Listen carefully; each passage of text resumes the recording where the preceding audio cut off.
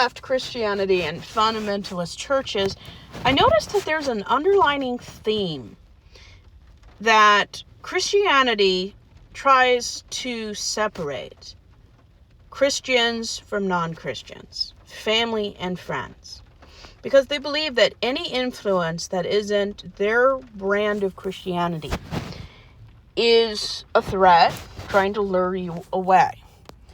Now, this behavior is what we call isolation.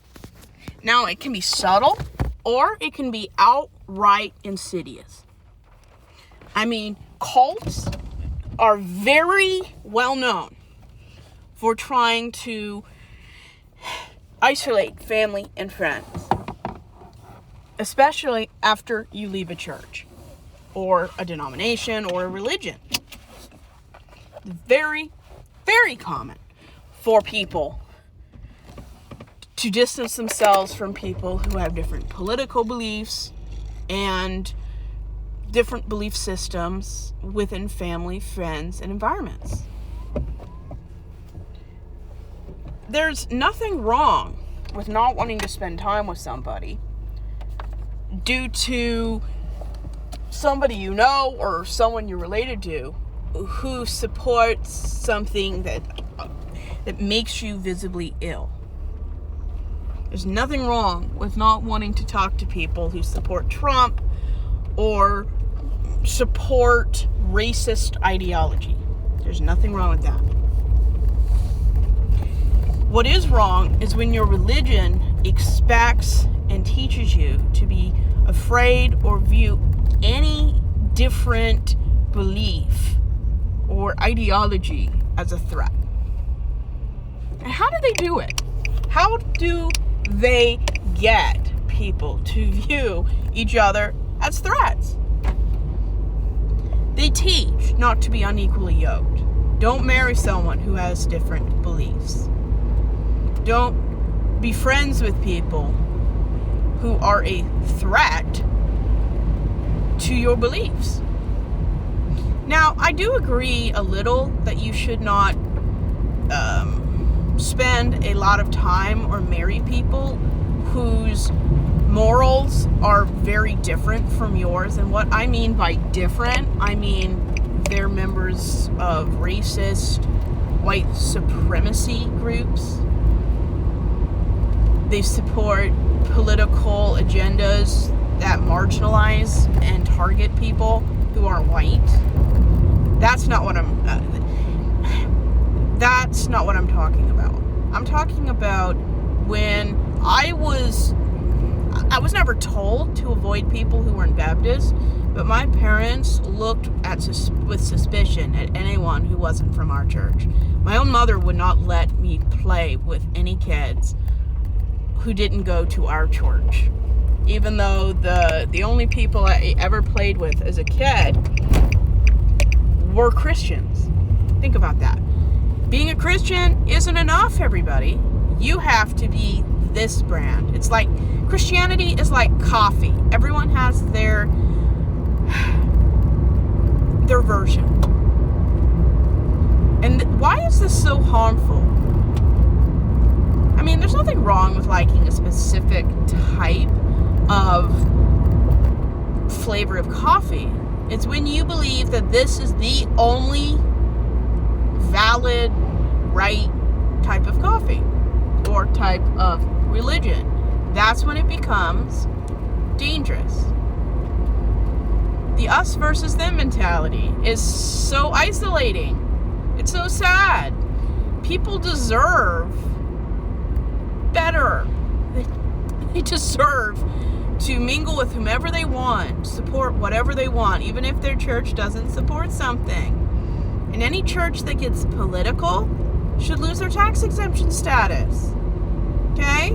My homeschooling program from Florida, Becca, their CEO lost his tax exemption status for teaching people in the mid-'80s that white people shouldn't be dating mixed races or minorities.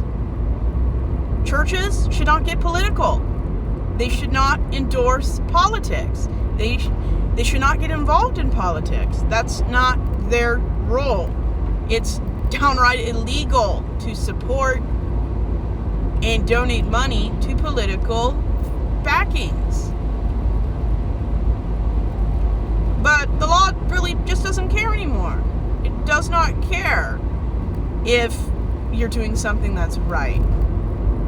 It's what gets bad people into better positions.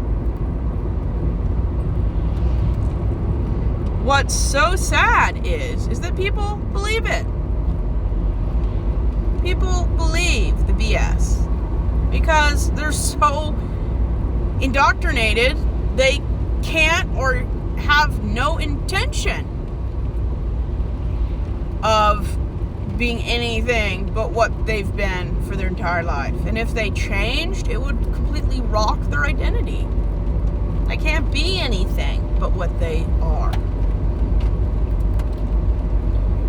The whole problem with seeing non-Christians as a threat or that they're persecuting us is that you can dehumanize people who aren't like you. That's why white people call Indians savages. Why they view indigenous and black people as though they're less than to take what isn't theirs. Christians love us versus them. They see persecution everywhere. Even though Christianity has supported slavery since its conception. Since slavery became a thing, Christianity has always supported slavery. And it still does. Don't believe what pastors tell you. Deep down in their souls, fundamentalist pastors believe that everyone has a place. That women are beneath men, and that anyone who isn't white should be governed, but never govern. It's sad how people are marginalized. But us versus them is a very clever tactic to dehumanize people who should be humanized. We should care about these people. We should love these people. But we're not. And let's be honest. If religion actually obeyed what's in the Bible, religion as we know it wouldn't exist. I mean, come on. If people actually listened and obeyed when the Bible says to care about strangers, defend and protect widows, help people who are strangers in the world, strangers to your country, you are to help them. That is a Christian's job. To feed, clothe, take care of people. Not cheer on when ICE arrests people who have done more for this country than the people cheering it on. And stop saying they take your jobs. You have never applied for those jobs. You don't want those jobs. Why would you? You're so privileged, you don't want those jobs, but you just want to complain about not having those jobs. There's a very big difference. And what is so sad is that people actually buy into the BS. They buy in. And yet,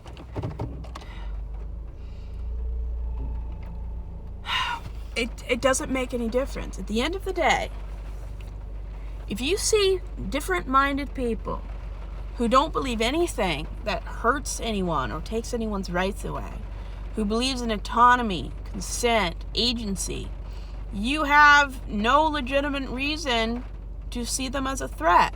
You don't have to like them, but you have no legitimate reason why you would view them as a threat.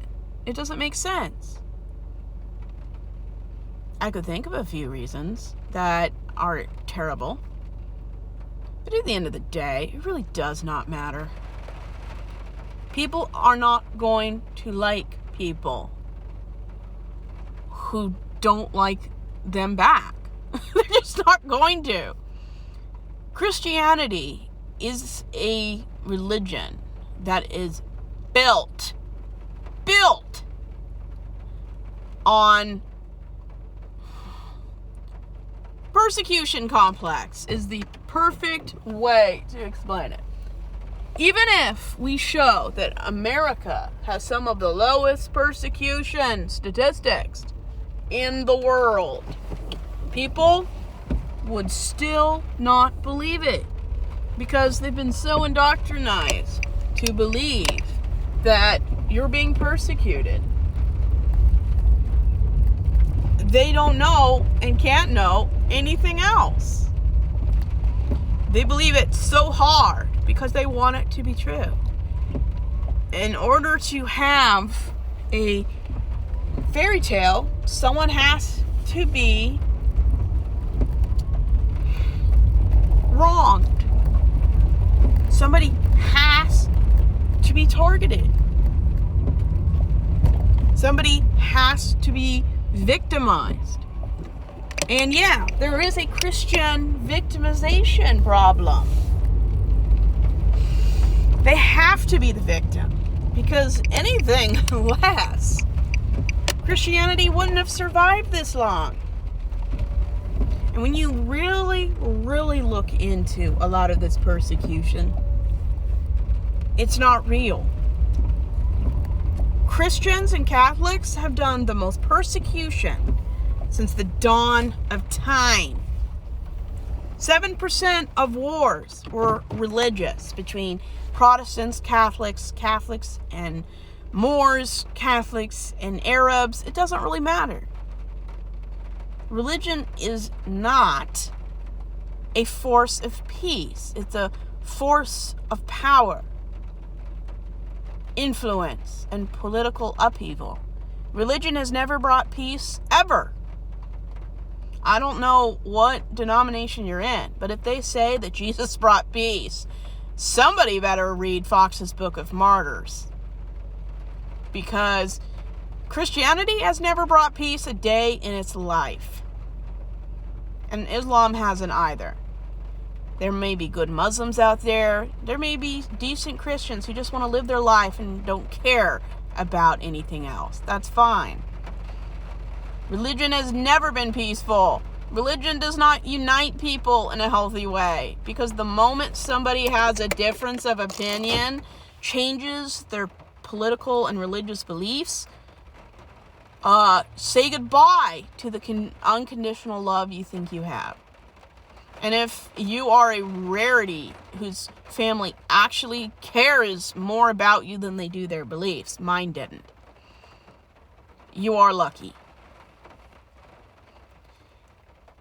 If you view people who don't believe as you do as a threat, without, even before you listen to what they say and discount it, it's not right. I don't view Christians as threats. No, I don't view them as threats. When I hear what they say that upholds the patriarchy, racism, sexism, and homophobia, the Christian persecution complex, the victimization, the indoctrination, the religious privilege, that's when I view their beliefs as a threat to everyone's safety and agency. But I don't view people as threats. The whole problem with religion is that it divides. It does not unify people. Not really. Because the moment you change how you believe, look out. You will probably lose everything. And if you're like me, who didn't lose anything, really, good for you. I didn't have a church family. I hadn't been to church since 2018. I lived so far away from my family, almost 5,000 miles away on the other side of America. My family and I have never been close. Never. If they went no contact, it really wouldn't be any different than it was before, because I was the one who made contact. My mother hasn't called me since November. I'm the one who did all of the labor. I'm the one who reached out. She doesn't call me. When people show you who they are, believe it. If your religion makes you wary and afraid of people and their beliefs, choose another religion. If it isolates you from your family, who are decent people, who just believe differently, choose a new religion. And the sad part is, religion complicates everything.